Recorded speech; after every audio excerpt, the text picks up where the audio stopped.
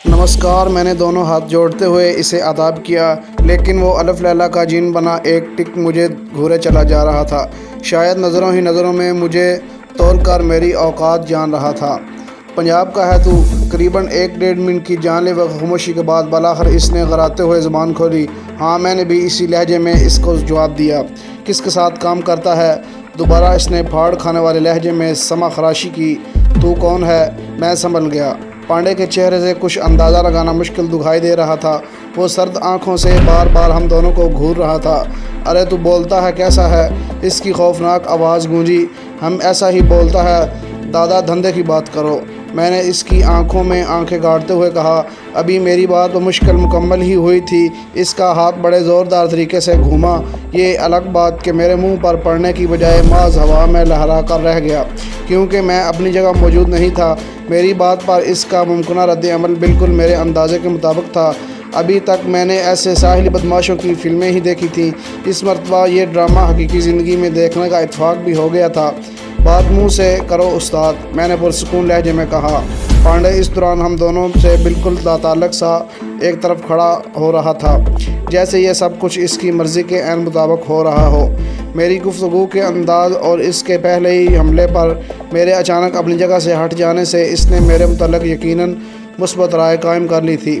मेरी बात का जवाब इसके मुंह से निकलने वाले मुग़ल्लतात का तूफ़ान था। इसके साथ धाड़ते हुए वो मुझ पर हमला आवर हुआ। इसने अरने भरने की तरह बड़ी तेज़ी से झुककर मेरे सीने पर टक्कर मारनी चाहिए। मैंने ऐन आखिरी लम्हों में अपनी जगह छोड़ दी और इसकी झुकी हुई गर्दन पर ज़ोरदार हथेली जमा दी। ये ज़रब मेरे ख़्याल में ऐसी थी कि इसे तिगनी का नाच नचा देती, लेकिन इसका रद्द-ए-अमल हैरत अंगेज़ था। वो माज अपनी झोंक में आगे निकल गया और संभल कर दोबारा मेरे ताने में सिमट पड़ा। मैंने पहले ही वार से इसकी जिस्मानी ताकत का अंदाज़ा लगा लिया था और ये राय कायम भी कर ली थी। अगर इसकी एक भी भरपूर ज़रब मेरे जिस्म के किसी हिस्से पर लग गई तो मुझे कई दिन तक उठने के काबिल नहीं छोड़ेगी।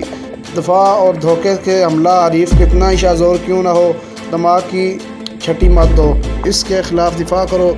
इसे इसी धोखे में रखो कि तुम इसकी ज़रूरतियात से महफूज रहना चाहते हो, और जैसे ही वो तुम्हारे दाव पर आए अपनी सी कार गुज़रो। मेरे खज़र सूरत उस्ताद ने रहनुमाई की। मैंने इसके हाथ घूमने का इंतज़ार किया और ऐन आखिरी लम्हों में नीचे झुक गया। हमला आवर का बाजू फिर हवा में लहरा कर रह गया। पे दर पे नाकामियों से इसकी झंझलाहट खासी बढ़ चुकी थी और मेरे लिए बग़ैर किसी नेमत गैर मुतरफ़ा से कम नहीं था।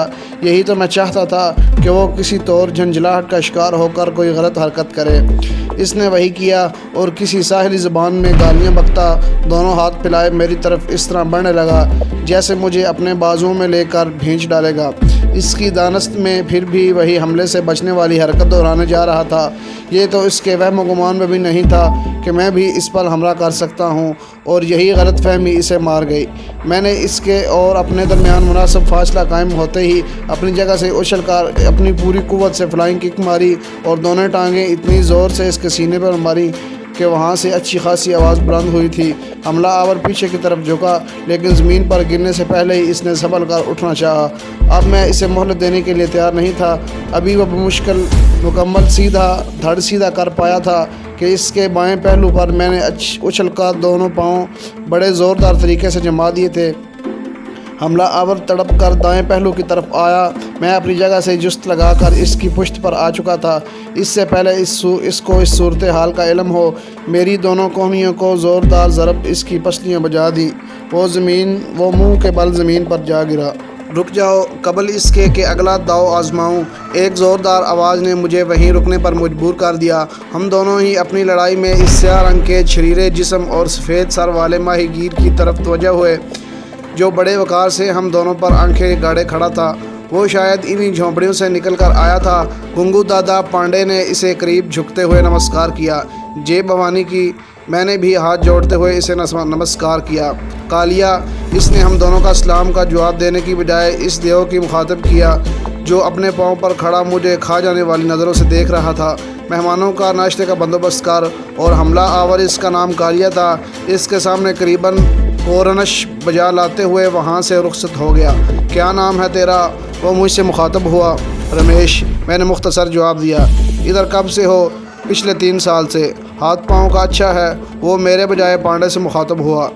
گنگو کھلے ہاتھ پیروں کی قدر کرتا ہے، پانڈے دیا ہے مہاراج کی۔ پانڈے نے بڑے انکسار سے کہا، آؤ وہیں باتیں کریں گے۔ اس نے ہم دونوں کو اپنے پیچھے آنے کا اشارہ کیا اور آگے بڑھ گیا۔ Well done Pandey. پانڈے نے میرے نزدیک پہنچ کر سرگوشی کی اور مجھ سے پرے ہٹ گیا۔ ہم لوگ گنگو دادا کے تعاقب میں جھونپڑیوں والی بستی میں داخل ہو رہے تھے۔ اسے دیکھتے ہی وہاں موجود عورتیں اور بچے مؤدب ہو کر ایک طرف ہٹ گئے، بالکل ایسے دکھائی دے رہے تھے جیسے وہ ان کی ننھی منھی ریاست کا شہنشاہ ہو، جس کی سواری کو گزرنے کے لیے وہ لوگ راستہ دے رہے تھے۔ لیکن مجھے فوراً ہی اندازہ ہو گیا کہ ان کے اس احترام کے پیچھے یقیناً خوف کا جذبہ کار فرما تھا، جس کا اظہار ان کے سہمے ہوئے چہروں سے ہو رہا تھا۔ واقعی گنگو یہاں کا دادا تھا، اور عام قسم کے دادا سے بالکل الگ تھلگ۔ شاید کالیہ کے ذریعے وہ آنے والوں کے ہاتھ پاؤں کے ٹیسٹ کروایا کرتا تھا، اور میرا پہلا ہی تاثر بھرپور اور اثر انگیز تھا۔ ہم دونوں اس کے پیچھے نسبتاً ایک بڑے جھونپڑے میں داخل ہوئے، جس کی دیواریں پتھر کی بنی ہوئی تھیں اور چھت پر گھاس پھوس ڈال کر لیپا پوتی کر کے چلایا گیا تھا۔ بیٹھو۔ گنگو دادا نے دیوار کے لگے ایک بینچ کی طرف اشارہ کیا۔ ہم دونوں ایک بینچ پر بیٹھ گئے۔ ہمارے سروں پر جدید ترین آٹومیٹک رائفلیں دیوار میں لگی کونٹیوں سے لٹک رہی تھیں۔ اس جھونپڑے کے باہر کوئی پہرے دار نہیں تھا، اور نہ ہی راستے میں کوئی خوفناک شکل والا باڈی گارڈ دکھائی دیا۔ بینچ کے سامنے باندھ کے کچھ مونڈے پڑے تھے، جن میں سے ایک پر وہ بیٹھ گیا۔ کیا نام بتایا تھا؟ اس نے بیٹھتے ہی اچانک پوچھا۔ رمیش، میں نے دوبارہ کہا۔ خیر، نام میں کیا رکھا ہے، بات تو کام کی ہے۔ تیرے ہاتھ بتاتے ہیں تو نے مار کٹائی کی، کوئی قسمت ودیعہ خفیہ تعلیم حاصل کی ہے؟ کون ہے تیرا گرو؟ بچپن ہی میں گھر سے نکل گیا تھا۔ دادا ایک جاپانی جہاز پر 2 سال گزارے ہیں۔ وہ لوگ ادھر ہمارے ہی علاقے میں کسی دادا سے مل کر دھندا کراتے تھے۔ جہاز کا نائب کپتان ایک بوڑھا مگر حیرت انگیز قوتوں کا مالک تھا۔ باشی کا نام تھا اس کا۔ مجھ پر وہ بڑا مہربان تھا۔ اس نے مجھے تربیت دینا شروع کی۔ شروع میں تو میرا من نہ لگا، سوچا بھاگ جاؤں، لیکن اگلی زندگی کے لیے مفید جان کر لگا رہا۔ باشی کا ہی میرا گرو تھا۔ ایک روز کیبن میں سونے کے بعد اس کا ہار کاری کر لی۔ میں نے فوراً ہی اسے رٹی رٹائی کہانی سنا دی۔ کیا کر لی؟ گنگو دادا کی دلچسپی پیدا ہوئی۔ مقدس تم ہتھیہ خودکشی وہ لوگ تلوار سے اپنا پیٹ چاک کر کے اپنے دیوتاؤں کے حضور بلی دیا کرتے ہیں۔ میں نے ہارا کاری کی وضاحت کی۔ گرو کی موت کے بمشکل 10-12 دن ہی بعد میں وہاں سے بھاگ آیا۔ اس کے بعد یہیں ہوں، اس کے فن کے ذریعے ہی روٹی کماتا ہوں۔ میری بات ابھی مکمل ہوئی تھی جب میں نے کالیہ کو جھک کر اندر آتے دیکھا۔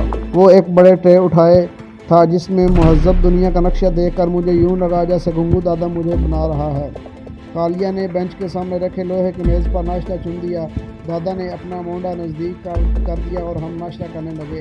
ناشتہ کرتے ہوئے میں نے انتہائی بے تکلفی کا مظاہرہ کر رہا تھا۔ شراب کون سی پیتا ہے؟ گنگو دادا نے اچانک سوال داغا۔ کوئی بھی نہیں، میں نے چائے کی پیالی اپنے اندر انڈیلتے ہوئے کہا۔ مطلب؟ گنگو نے حیرت سے میری طرف دیکھا۔ بات یہ ہے دادا کہ اپن کو گرو نے چھوکری اور شراب کے نزدیک بھی بھٹکنے سے منع کیا تھا۔ گرو کے حکم کا پالن کرنا اپن کا فرض ہے۔ میں نے بھی اس کی طرف دیکھے بغیر تو کبھی مار نہیں کھائے گا۔ گنگو دادا نے بڑی فلسفیانہ قسم کی پیشکش کی۔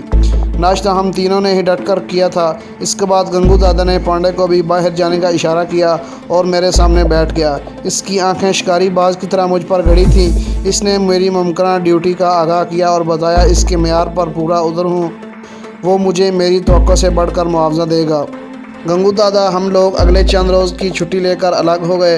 رخصت ہونے سے پہلے اس نے مجھے 5000 روپے ایڈوانس دیے تاکہ میں وعدے سے منحرف نہ ہو جاؤں۔